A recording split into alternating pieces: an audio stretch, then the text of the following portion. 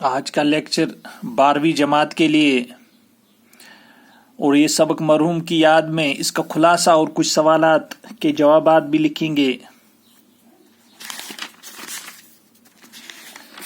اس سے پہلے ہم نے کچھ اقتباس اور طنز مزاح اور انشاء کے بارے میں کچھ سوالات کیے تھے، تو آج کے لیکچر میں ہم کریں کچھ اقتباس کی وضاحت اور اس کا خلاصہ، اس سبق اس انشاء کے خلاصہ بھی اس کا ذکر کریں گے یا اس کو لکھیں گے آپ اسٹوڈنٹ جو اس لیکچر میں باتیں ہوں گی۔ مرحوم کی یاد میں جیسا کہ آپ جانتے ہیں پطرس بخاری کا انشاء ہے، اس کا خلاصہ لکھنا ہے۔ خلاصہ دراصل ایک کہانی کو سمیٹنا، جیسے آپ پوری کہانی پڑھتے ہیں پھر آپ کے ذہن میں ایک نقشہ بیٹھ جاتا ہے ایک کہانی کا، آپ پورے جملے یاد نہیں رکھ سکتے، پورے ڈائلاگز جو اس میں پیش ہوئے مکالمے یا باقی وہ آپ کچھ بھول جاتے ہیں، کچھ یاد رکھتے ہیں۔ بہرحال جب آپ پوری کہانی پڑھتے ہیں 6 صفحے کی یا 10 صفحے کی یا 20 صفحے کی، اور آپ کے ذہن میں کہانی کا خاکہ بیٹھتا ہے کہ یہ کہانی کیا ہے، تو وہی کہانی اسی کو خلاصہ کہتے ہیں، مختصر۔ تو وہ آپ 1-2 صفحے پر لکھ سکتے ہیں، اگر 8 صفحے کا ہے تو آپ 2 صفحے پہ لکھ سکتے ہیں، یا 1 صفحے پہ اگر آپ کے پاس الفاظ کا اتنا ذخیرہ ہے، آپ کے اتنے آت ہے کہ 1 صفحے، لیکن اس سے زیادہ اگر آپ کم لکھے تو وہ زیادہ ٹھیک نہیں رہے گا، اس میں کچھ چیزیں چھوٹ جائیں گی۔ خلاصہ یہ ہے کہ اہم چیزوں کا ذکر بھی ہونا چاہیے اور پوری کہانی کا وہ رخ جو آف دا اسٹوری وہ آنا چاہیے اس میں۔ تو اس کا مطلب ہے کہ اگر 5-6 صفحے کی کہانی ہے یا مضمون ہے، انشاء ہے، اس کا آپ 2 صفحے پہ بھی خلاصہ لکھ سکتے ہو، 1.5 صفحہ بھی، اور اگر 20 صفحے کی اور اس کا آپ 5 صفحے پہ بھی خلاصہ لکھ سکتے۔ یہ کہانی پر منحصر ہے کہ کہانی کتنی بڑی اور اس میں کتنا اتار چڑھاؤ ہے، کلائمیکس، باقی جو آغاز، ابتدا، انجام یا مرکزی جو حصہ اس میں کتنے، تو اس حساب سے آپ لکھیں۔ مرحوم کی یاد میں پطرس بخاری کا انشاء، اس کا خلاصہ اس طرح۔ مرحوم کی یاد میں پطرس بخاری کا ایک مزاحیہ انشاء ہے۔ خلاصہ یہ کہ ایک مصنف ان کے دوست مرزا صاحب ایک دن برآمدے میں چپ چاپ بیٹھے تھے۔ دور سڑک پر جب کوئی موٹر گاڑی گزرتی تھی تو مصنف اپنا پیدل چلنا یاد آتا تھا اور ستاتا تھا۔ جب کبھی بھی موٹر گاڑی کا گرد و غبار مصنف کے پھیپڑوں پر پڑتا تھا تو وہ علم کیمیا کی کتاب پڑھ لیا کرتا تھا۔ وہ مرزا سے پوچھتا ہے کہ اس میں یعنی مصنف اور حیوان میں کیا فرق ہے، پھر خود ہی وضاحت کرتا ہے کہ حیوان بھی پیدل چلتے اور وہ بھی زندگی بھر پیدل ہی چلتا رہا ہے، اور ایسا کرنے سے آدمی کے حواس بیکار ہو جاتے اور وہ گدھے سے بھی بدتر ہو جاتا ہے۔ مرزا صاحب جو کہ لاپرواہی سے سگریٹ پی رہے کی توجہ مبذول کرنے کے لیے مصنف کہتا ہے کہ وہ موٹر خریدنا چاہتا ہے۔ مرزا صاحب اس کو اپنی بائسیکل خریدنے کی تجویز دیتے ہیں۔ مرزا نے وہ بائسیکل $250 میں خریدی تھی۔ وہ مصنف کو یہ بائسیکل مفت میں دینے کے لیے بھی راضی تھا، لیکن مصنف اس کو مفت میں لینے کے لیے تیار نہیں تھا اس بائسیکل کو۔ آخرکار یہ طے ہوا کہ مصنف اس بائسیکل کی قیمت کے طور پر جتنا روپے مرزا کے طور پر ڈالے گا، اگر مرزا کو منظور ہو تو وہ بائسیکل بیچ دے گا، ورنہ روپے واپس کر دے گا۔ اس طرح مصنف نے $45 مرزا کی جیب میں ڈال دیے۔ مرزا نے رقم منظور کر لی اور راتوں رات بائسیکل مصنف کے گھر پہنچا دی، اور ساتھ میں ڈبریاں کسنے کے کچھ اوزار بھی، جو پیچ کس یا جو بھی ہم کہتے ہیں یہاں پہ ڈبریاں کسنے کی، نٹ کسنے کی، یا باقی جو اس میں ہوتی ہے چیزیں سائیکل میں، جس کو ہم کشمیری میں چابیاں بھی کہتے ہیں، یا باقی جو اوزار ہوتے ہیں اس میں کام آتے ہیں۔ مصنف رات بھر بائسیکل کے ہی خواب دیکھتا رہا، لیکن جب صبح کو بائسیکل دیکھی تو اس کی حالت بہت ہی خستہ تھی۔ آخرکار وہ بائسیکل پر سوار ہو گیا۔ چلتے چلتے بائسیکل کی مختلف قسم کی آوازیں نکلنا شروع ہو گئی۔ گدی اور ہینڈل اپنی جگہ سے سرک گئے اور وہ اس کو مستری کی دکان پر لے گیا۔ مستری نے ہینڈل اور گدی پھر اونچی کر کے کس دی اور کہا کہ ابھی تھوڑی دیر میں پھر ڈھیلے ہو جائیں گے۔ مصنف کو غصہ آیا تو مستری نے کہا یہ بہت پرانی بائسیکل ہے، اس پر مرزا کا کالج جایا کرتے تھے، تو مستری کو یاد آیا کہ مرزا کی بائسیکلیں بہت پرانی ہیں اور وہ کالج کے زمانے میں اس کو استعمال کرتے تھے. مصنف کو اب مرزا پر غصہ آ گیا. مصنف کو غصہ آ گیا جب انہوں نے سنا کہ وہ کالج کی بائسیکل کالج جایا کرتے تھے اس پہ. بائسیکل کو ساتھ لیے آہستہ آہستہ پیدل چل رہا. بہتر ہی سمجھا کسی طرح اس بائسیکل کو اونے پونے داموں بیچ ڈالوں. راستے میں بائسیکلوں کے ایک اور دکان آئی. دکاندار نے بائسیکل قیمت 3 روپے بتائی. 3 روپے اس کی قیمت بتائی اس بائسیکل کی. مصنف کو غصہ آ گیا اور بائسیکل پر سوار ہو گیا. مصنف کو غصہ آ گیا کہ اس کو صرف 3 روپے ملیں گے اس بائسیکل کے, اور اس بائسیکل پہ سوار ہو گیا. وہ کچھ ہی قدم آگے چلا کہ بائسیکل کا اگلا پہیہ الگ ہو کر لڑکتا ہوا سڑک کے اس پار پہنچا اور وہ گر پڑا. تو ایک پہیہ باہر نکلا ہے بائسیکل سے اور مصنف وہیں گر پڑا بائسیکل سے. ظاہر سی بات ہے اس نے اپنے آپ کو سنبھالا اور پھر بائسیکل کے حصے اٹھا کر چل پڑا.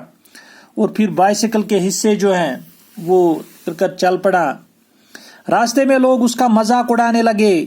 چلتے چلتے وہ ایک دریا پر پہنچ گیا. اس نے دونوں پہیوں کو دریا میں ڈال دیا اور مرزا کے گھر گیا اور اس کو وہ اوزار واپس کر دیے جو اس نے بائسیکل کے ساتھ بیچ دیے تھے, اور گھر پہنچ کر علمی کیمیا کی کتاب پڑھنے لگا. تو آخر کار تنگ آ کر سودا نہ ہونے کی صورت میں جو انہوں نے فروخت کرنا چاہے سائیکل, لیکن بیچ میں وہ سڑک میں گر جاتے ہیں سائیکل سے اور اس کا پہیہ بھی نکلا تھا اس سائیکل کا. تو ایک غصے میں وہ اس کو دریا میں پھینک دیتے ہیں اور گھر آ کر علمی کیمیا کتاب پڑھنے. تو پوری کہانی کا یہ خلاصہ ہے کہ مصنف مرزا سے بائسیکل خریدتے ہیں اور چلتے چلتے وہ اس کو بہت دشواریوں کا سامنا کرنا پڑتا ہے اس سائیکل پہ, اور جب قیمت بھی نہیں معقول ملتی ہو تو پھر وہ چڑھتے ہو, پھر سائیکل خراب ہوتی ہو تو پھر اس کو وہ دریا میں پھینکتے ہیں. تو یہ خلاصہ اس لیسن کا. اب کچھ جملے ہیں اس لیسن کے مرحوم کی یاد میں, ان کی وضاحت درکار ہے. یہاں پہ وضاحت کرنی ہے. مندرجہ ذیل جملوں کی وضاحت کیجیے. میں تو سامنے کو جا رہا تھا لیکن میرا تمام جسم دائیں طرف مڑا ہوا تھا. اس کی وضاحت کرنی ہے. مصنف جب بائسیکل پر سوار تھے تو بائسیکل کا ہینڈل ایک طرف کو مڑ گیا جس کا نتیجہ یہ ہوا کہ سائیکل بائیں جانب مڑی جا رہی تھی. تو یہ ہوتا ہے سائیکل جب خراب ہوتی ہے یا اس کی ہینڈل جب خراب ہو جاتی ہے تو کبھی کبھی سائیکل غلط سمت میں بھی جا رہا ہوتا ہے, تو وہ جب تک نہ ٹھیک ہو. تو یہی مصنف کو پیش آیا یہی چیزیں.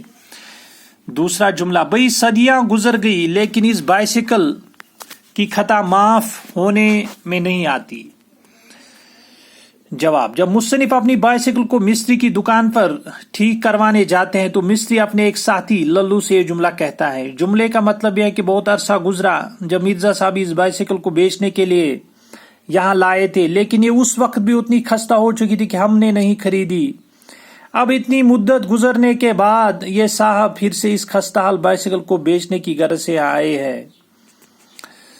تو یہ جب مستری کی دکان پر جاتے ہیں وہاں پہ اس جملے کی وضاحت یہی ہے جو ہم نے پڑھا کہ وہ مستری سے کہتا ہے کہ مرزا صاحب یا اس بائسیکل کو پہلے بھی یہاں بیچنے لائے تھے لیکن اس کی خطا معاف نہیں, یہ بہت خستہ حال بائسیکل ہے دراصل.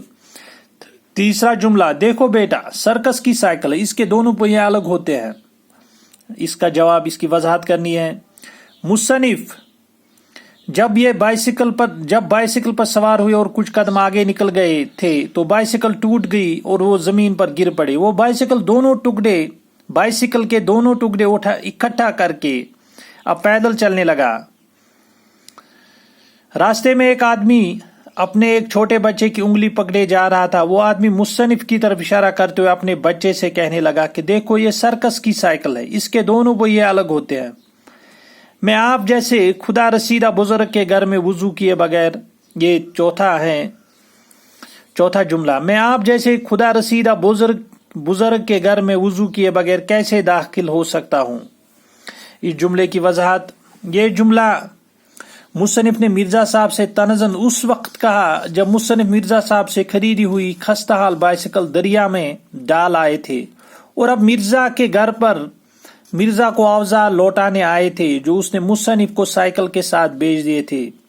اس جملے سے دراصل مصنف مرزا صاحب کو احساس دلانا چاہتے کہ اس نے اس کے ساتھ بے ایمانی کا معاملہ کیا تھا. بظاہر تو مصنف یہ کہہ رہے ہیں کہ آپ ایسے پاک باز بزرگ ہیں کہ بے وضو آپ کے گھر میں داخل ہونا بھی گناہ ہے، لیکن اصل میں یہ کہنا چاہتے ہیں کہ تم بڑے شیطان ہو، تم سے دور رہنے میں ہی خیریت ہے۔ تو دراصل اس جملے کی جو وضاحت ہے، تنزن کہا تھا جب مصنف مرزا صاحب سے قریب خستہ حال بائسیکل دریا میں ڈال آئے تھے اور اب مرزا کے گھر پر مرزا کو افضال لوٹانے آئے تھے، اس وقت انہوں نے یہ جملہ کہا تھا کہ میں آپ جیسے خدا رسیدہ بزرگ کے گھر میں وضو کیے بغیر کیسے داخل ہو سکتا ہوں۔ یہ تنزن کہا تھا، اندر سے وہ جل گئے تھے، اندر سے غصہ تھا اس کو۔ اس جملے سے دراصل مصنف مرزا صاحب کو یہ احساس دلانا چاہتے کہ اس نے اس کے ساتھ بے ایمانی کا معاملہ کیا ہے۔ بظاہر تو مصنف یہ کہہ رہے ہیں کہ آپ ایسے پاک بس بے وضو آپ کے گھر میں، لیکن اصل میں جو ہے کہتے ہیں دل ہی میں کہ آپ بڑے شیطان ہو، آپ نے جو غداری کی مجھ سے، یا جو ڈسیپشن جو میرے ساتھ دھوکہ کیا، تو یہ بہت ہی غلط چیز اندر ہی اندر کہتے ہیں، تنزن کہتے ہیں۔ اور یہ اس کے جو کچھ جملے اور آنے والے لیکچر میں اگر کچھ سوالات اس کے اور ہیں ان پر بھی بات ہوگی۔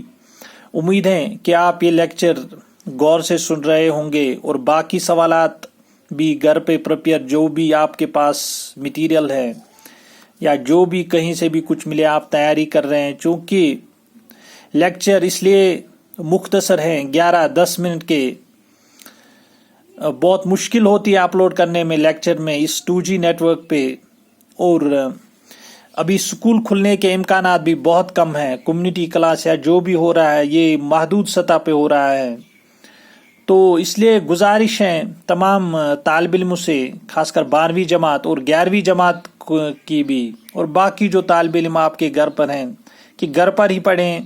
شاید امتحان تک حالات سدھر جائے اور آپ کا امتحان باضابطہ طور پر ہو جائے، کچھ بھی کہا نہیں جا سکتا ابھی، اور آپ وقت کو ضائع مت کیجیے، تیاری جاری رکھیے، جہاں سے بھی آپ کو کچھ ملنے پڑھنے کے لیے تیاری جاری رکھیں، کتاب گھر پہ پڑھیں، وقت کو ضائع نہ کریں۔ ان دنوں یہ چھٹیاں نہیں ہیں، یہ دراصل ایک ایسا لاک ڈاؤن ہے کہ اس میں مطلب یہ اس کو اسی سطح پہ لینا ہے، اسی طریقے سے لینا ہے کہ یہ ایک بچنے کے لیے، ہمارے جو اس بیماری چل رہی ہے اس سے بچنے کے لیے لاک ڈاؤن عمل میں لایا گا۔ یہ کوئی چھٹیاں نہیں کہ آپ مستی کریں یا گھومے پھریں، ہاں تھوڑا بہت کر سکتے، لیکن بہتر یہ ہے کہ آپ زیادہ وقت پڑھائی میں گزاریں اور امتحان کی تیاری کریں، اور پڑھنے سے تعلق مطلب جو کانٹیکٹ اس کے ساتھ برابر جڑے رہیں پڑھنے سے، تاکہ کل کو آپ مشکلات نہ آئے، کیونکہ سکول کھلنے کے وقت ابھی سکول کھلنے کے امکانات ابھی بہت کم ہیں۔ تو بہتر یہ ہے کہ آپ کہیں سے بھی میٹیریل ملے، چاہے آن لائن ہو یا آف لائن، کہیں سکول سے یا کسی بھی استاد سے یا کسی کتاب سے بھی وہ پڑھیں اور تیاری میں جٹے رہیں اور پڑھائی میں جٹے رہیں۔ شکریہ۔